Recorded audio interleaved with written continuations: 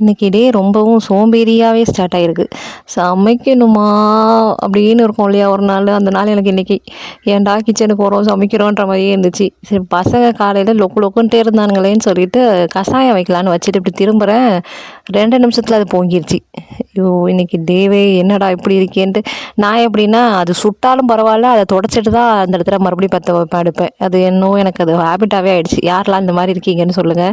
எனக்கு அதே அடுப்பில் மறுபடியும் பற்ற வச்சேன்னா அது அப்புறம் அந்த ஹீட்டில் அப்படியே நல்லா காஞ்சு போயிடும். அது அது எனக்கு பிடிக்காது. மறுபடியும் அதை க்ளீன் பண்ணுறதுக்குலாம் டென்ஷன் வந்துடும் எனக்கு.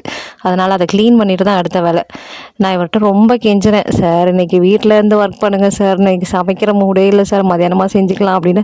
இல்லை இல்லை ஆஃபீஸ் போயே ஆகணும், நீ ஏதாவது செஞ்சு கொடு, எந்த வேணாலும் செஞ்சு கொடுவோம் விருப்பம் அப்படின்ட்டாரு. இதுலேயும் சண்டை வரும். என்ன செய்கிறதுன்னு சொல்லுங்கள் சார் அப்படின்னா, அது என்னட்ட கேட்டால் நீ இவ்வளோ நாள் செய்கிற, உன் பிள்ளைக்கு என்ன பிடிக்குதோ அதை தான் நீ செய்வ, உன் பிள்ளைகிட்டே கேட்டுக்க. எத்தனை பேர் வீட்டில் இந்த மாதிரி பையனுக்கும் அப்பாவுக்கும் சண்டை வரும்னு சொல்லுங்கள். அவனுக்கு பிடிச்சது மட்டும் தான் நீ செய்கிற, நான் ஒரு ஹஸ்பண்டுன்னு இருக்கிறேன், எனக்கு பிடிச்சது என்னைக்காவது நீ செஞ்சு கொடுக்குறியா, புள்ள தான் உனக்கு மொதல் ப்ரியாரிட்டி அப்படின்னுவார்.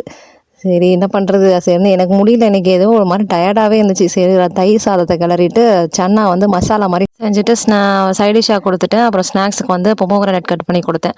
மதியானம் தயிர் சாதம் கொடுக்குறீங்கன்னா தயிர் கம்மியாகவும் பால் நிறையாவும் ஊற்றி கொடுங்க, சூப்பராக இருக்கும்.